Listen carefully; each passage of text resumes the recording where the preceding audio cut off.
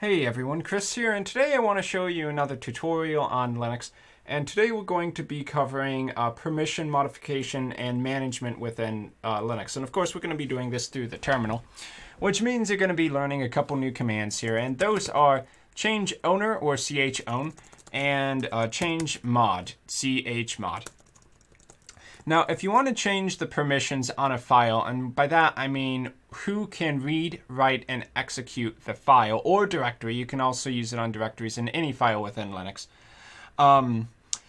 then you need to use the chmod command. You'll see right here that the first little character when you use the ls-l command refers to whether it's a directory, a shortcut, which would say an L for link, or just a regular file here. But everything after that has to do with the file permissions. So the first three characters after that are whether the user who owns the file can read, write, or execute it. The next three characters are whether the group can, and the last three are whether any user on the computer can or not.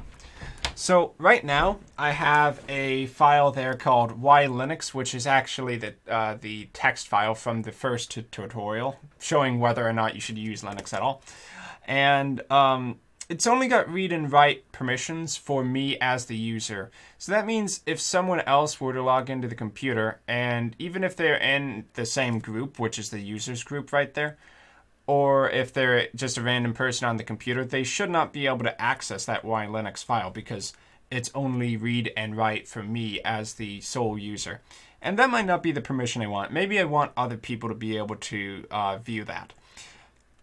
So I can use the chmod command to actually go ahead and change that. Now, for the most part, there's really only two or three things you need to know about the chmod command. One is that by default, you're changing the permissions on one file. And then that implies that you can actually do things recursively. If you were to use a recursive change mod on a directory, that would change the directory permissions and the permissions of every single file within that directory, which is very useful and also quite dangerous. If you do use recursive, and that includes recursively changing permissions, recursively removing files, make sure you know what you're doing and what you're actually affecting before you do it. But aside from that, you can add this. It's optional. The next step you need to do is determine basically the numbers which are going to determine the read, write, execute for the user, group, and all users permissions. So it does that using binary. Of course, if you know binary, when you go left to right, the leftmost bits are the most valuable, and we're talking about 3 bits right here. So if the first one's turned on, that's worth 4 points since that's in the third bit slot. And the second one is going to be worth 2 points, which in this case is referring to write. And the third one is worth 1 point. So if you have read, write, and execute, that adds up to a total of 7. And we need to do this for the user who owns the file, the groups, and all users. So 3 sets of numbers that go up to 7. And of course, I did a really bad job of explaining binary there, or I didn't at all, really. So that's another story for another time. I'm sure there's a tutorial on YouTube for that, but if you want me to do it, let me know. What we want to do here is change the permission on this file so that other people can read and write it. But no, we don't actually want them to be able to write it, but we do want them to be able to read it. So 4 would allow myself to read, but I want myself to be able to read and write it. Execute doesn't make sense here, so it wouldn't be a 7. Executing a file is mostly for scripts. If you recall from Windows, whenever you execute like a program, things would start to boot up, functionality would run in the background. Same kind of thing here. It doesn't necessarily have to be a shell script. It could also be a program itself, which is executable within Linux. But this is a text file we're talking about. You don't execute text files. I mean, text files that aren't written to be scripts, obviously. Actually, I could show you what would happen if I did. Why not? So let's do a terrible thing and set it to 777 permissions, which means anybody can do anything to this file. And we'll put in the name of the file here. Okay, now you see it's 777, executable by anybody. If you want to execute a Linux file, you can do that by hitting sh, let's see, sh ylinux.save. Oh, I just want to know how well this script's going to go. Reasons, command not found, command not found, command not found, syntax error near unexpected token, left parenthesis. You want more video games? Can always do a boot Windows / Linux, but you can see the point. It's trying to run it as a shell script, and that's what this sh means. It means shell. I don't know if that's specifically bash shell or just whatever shell you're in. But it's trying to run it as a shell script. It's not a shell script. It's just a text file. Now, just a text file kind of doesn't really do it justice because technically shell scripts are just text files too. They're just written so that it's readable as a script with executable commands and all that. Really, any program is technically just a text file. At least at the front end level when you're writing it. But anyway, I'm getting way too off track. So back to this file. You can see why we don't need it to be able to be executed. So we're going to remove that execute permission, and we don't want it for the other people too.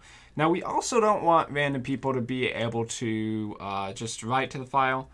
It's up to you kind of, would you want the people in the group of users to be able to write to the file? Well, in this case, I don't think users is really the kind of group I want to give people permission to. It's an unrestricted group that basically says, by default, anybody who's a user on the computer would have permission to it. So we're going to make it 644 so that groups and any user can only read the file, but they cannot write to it or remove it.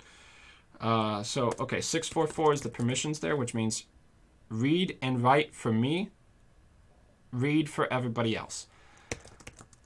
So as long as you know that read is worth 4 points, write is worth 2 points, and execute is worth 1 point, you can really easily figure out the permissions there. It's just playing with the numbers.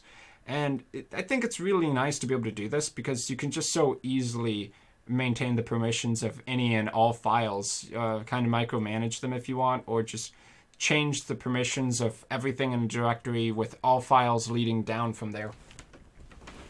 And it really gives you control over your computer if you do use permissions properly. That said, you can also do some really dangerous stuff with permissions. If you were to say, recursively change the permission on everything in the root directory and onwards to 777, then that would mean anything on your computer is modifiable by anybody.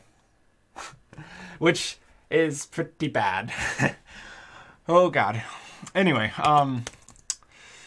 what would be even worse is if you recursively removed everything on your computer. Please don't do that.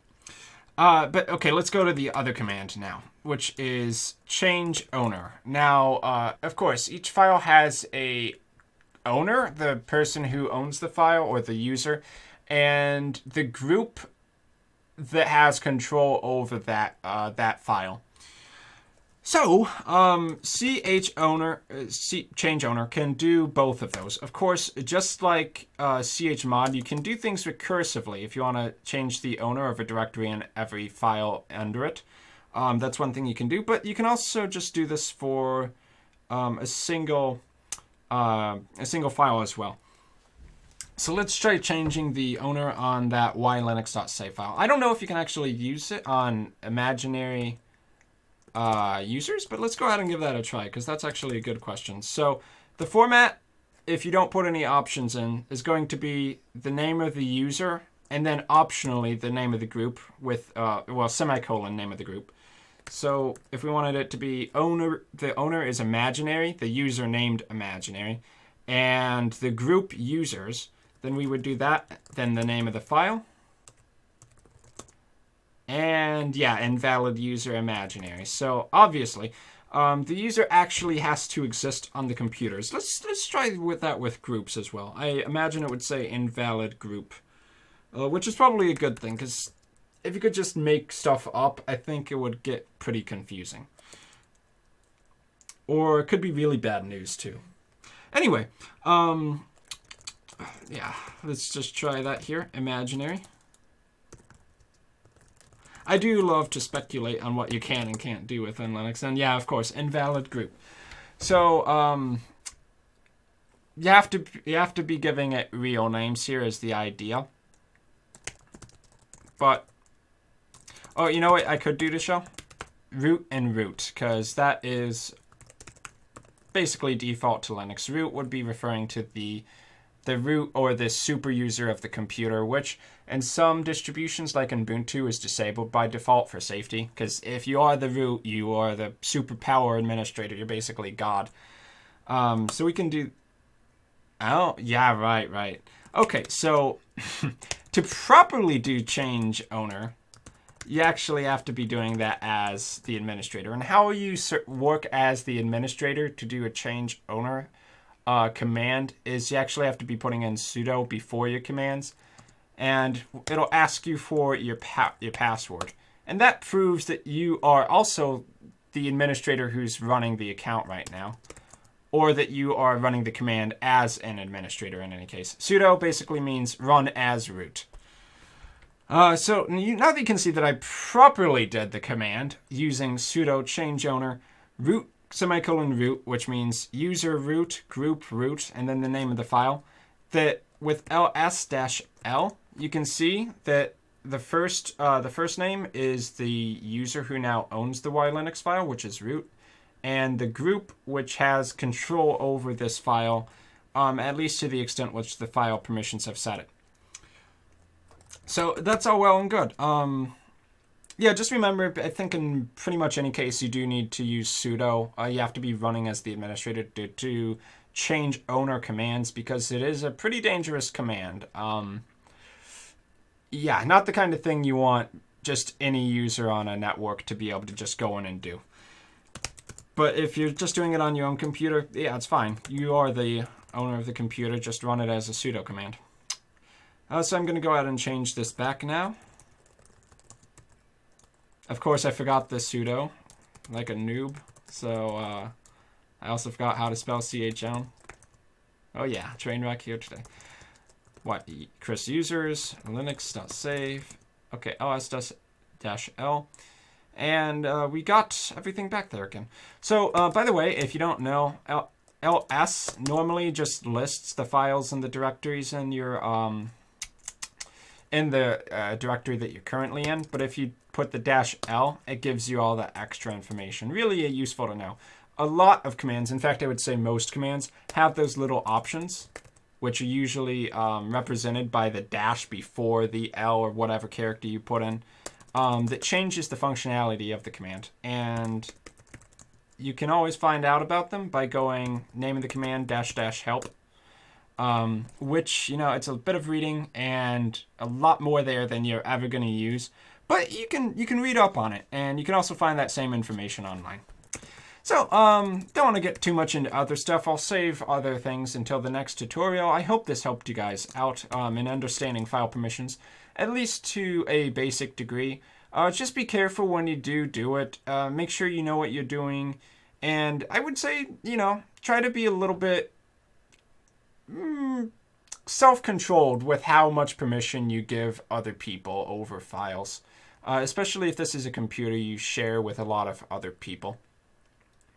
But aside from that, I've been Chris. If you have any questions, go ahead and leave them down below. And if you do like this tutorial and you want to see more of the Linux series, go ahead and subscribe. If you want to support the show, then go ahead and go to patreon.com/ChrisTutorials, and you can make a pledge there, and it would be greatly appreciated if you could.